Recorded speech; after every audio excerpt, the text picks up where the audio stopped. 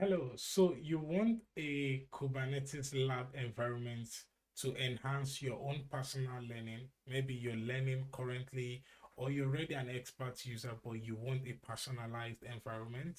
So I've created a GitHub repo where you can simply go to clone the repo and set up your own lab environment on AWS.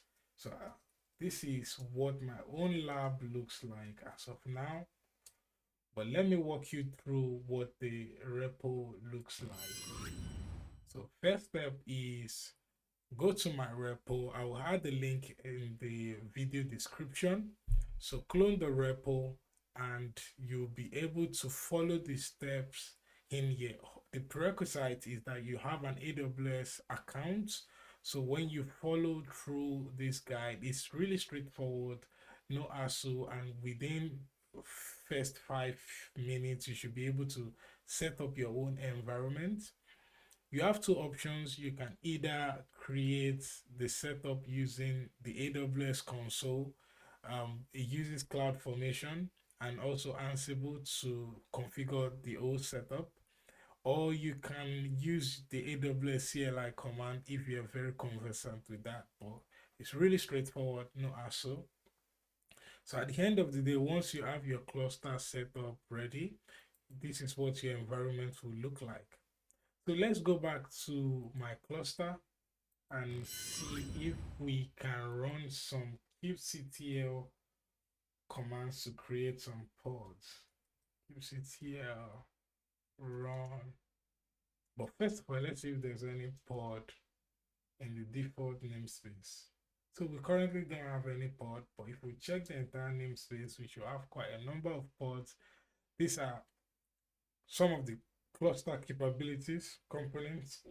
So let's create our own pod. I'm going to use ad hoc command here. So give the pod name front end and use nginx image. So let's get the pod to confirm if the pod is running.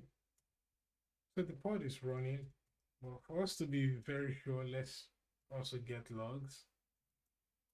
Going to tell the logs to see the running state of the pod in action. So this nginx pod is currently running, meaning that the cluster is in good shape. If I also want to go into the control plane, this is a common practice if you're doing any of the CKA Kubernetes certification exam.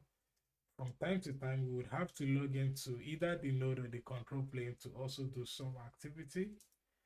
So I can run kubectl command also from the control plane. You can see still the same cluster environment. And let's inspect what the config files for my environment looks like first. So these are, you can see the etcd, the API server controller manager, and scheduler. So you can set up this environment and keep on learning, have fun. Let's contribute to the cloud native space. All the best. If you like this video, you can subscribe to my YouTube channel for more videos like this.